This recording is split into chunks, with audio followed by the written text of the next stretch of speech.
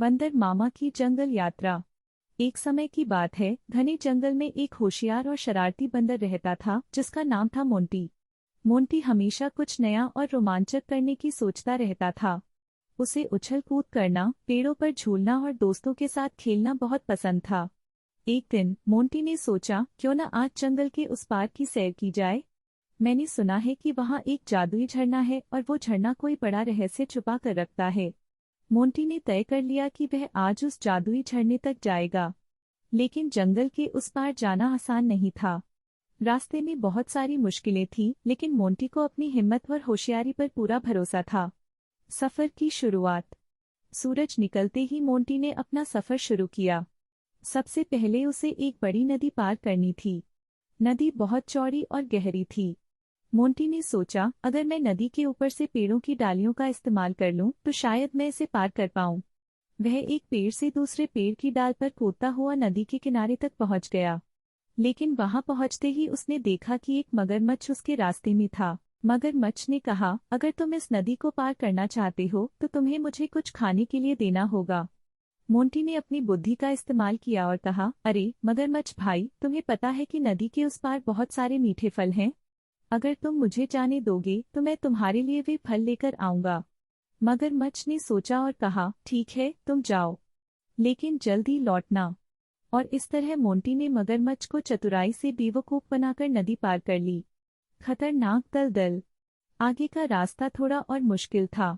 Monty को एक दलदल पार करना था। दलदल में फंसना बहुत आसान था और बाहर निकलना लगभग नामुमकिन। मोंटी ने ध्यान से चारों ओर देखा और पाया कि कुछ बड़े बड़े पत्थर दलदल के किनारे पड़े थे। उसने उन्हीं पत्थरों पर उछलते कूदते दलदल को पार कर लिया। जादुई पेड़। जब मोंटी आगे बढ़ रहा था तो उसने एक बहुत ही विशाल पेड़ देखा। वह पेड़ बहुत अनोखा था, उसकी शाखाएं आसमान तक फैली हुई थीं और उसकी छाल चमक रही थी। मोंटी ने सोचा, जरूर यह कोई जादुई पेड़ होगा। तभी पेड़ ने धीरे धीरे अपनी शाखाएं मोंटी की ओर बढ़ाईं और कहा, तुम कौन हो जो इस रास्ते से गुजर रहे हो। मोंटी ने विनम्रता से कहा, मैं मोंटी हूँ और मैं उस जादुई झरने की तलाश में हूँ। पेड़ ने हंसते हुए कहा, अगर तुम सच्चे दिल से इस यात्रा पर हो तो मैं तुम्हें मदद करूंगा। पेड़ ने मोंटी को अपनी शाखाओं पर चढ़ने का संकेत दिया और मोंटी ने झट से उसकी शाखाओं पर चढ़ना शुरू कर दिया। ऊंचाई पर पहुंचकर उसने देखा कि झरना अब पास ही था। जादुई झरने का रहस्य।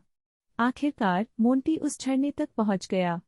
वह झरना सुनहरे पानी से भरा हुआ था और उसमें से एक मधुर संगीत की आवाज आ रही थी।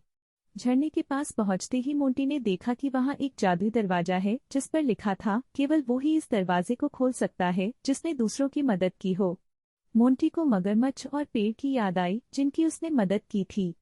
उसने अपने दोनों हाथों से दरवाजे को धक्का दिया और दरवाजा धीरे धीरे खुल गया। दरवाजे के अंदर एक चमचमाता खजाना था जिसमें हीरे, मोती और सुनहरी चीजें भरी पड़ी थीं।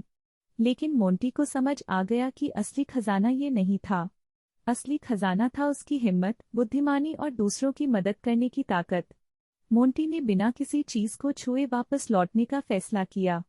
वह खुशी खुशी अपने घर की ओर चल पड़ा, यह सोचते हुए कि असली जीत हमेशा अच्छे कामों और नेक इरादों में होती है। सीख।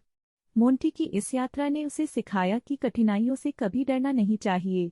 अगर हम मेहनत और होशियारी से काम करें तो कोई भी मुश्किल रास्ता आसान हो जाता है।